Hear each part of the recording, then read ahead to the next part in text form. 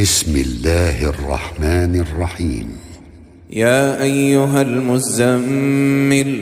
قم الليل إلا قليلا نصفه أو انقص منه قليلا أو زد عليه ورتل القرآن ترتيلا إنا سنلقي عليك قولا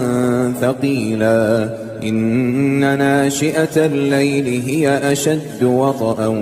وأقوم قيلا إن لك في النهار سبحا طويلا واذكر اسم ربك وتبتل إليه تبتيلا رب المشرق والمغرب لا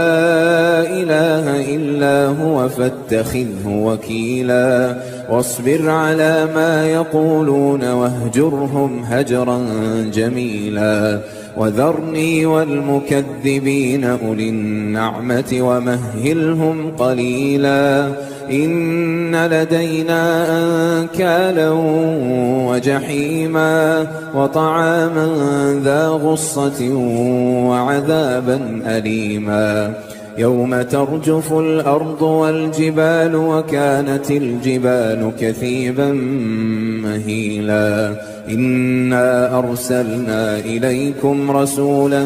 شاهدا عليكم كما أرسلنا إلى فرعون رسولا فعصى فرعون الرسول فأخذناه أخذا وبيلا فكيف تتقون إن كفرتم يوما يجعل الولدان شيبا السماء منفطر به كان وعده مفعولا إن هذه تذكرة فمن شاء اتخذ إلى ربه سبيلا إن ربك يعلم أنك تقوم أدنى من ثلثي الليل ونصفه وثلثه وطائفة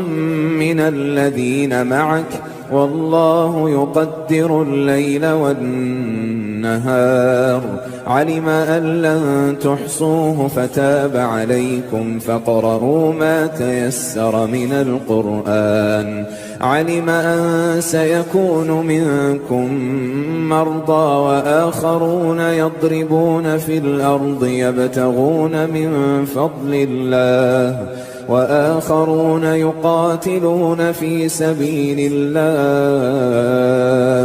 فاقرؤوا ما تيسر منه وأقيموا الصلاة وآتوا الزكاة وأقرضوا الله قرضا حسنا وما تقدموا لأنفسكم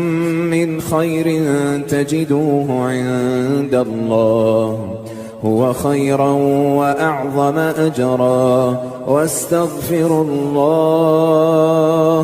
إن الله غفور رحيم.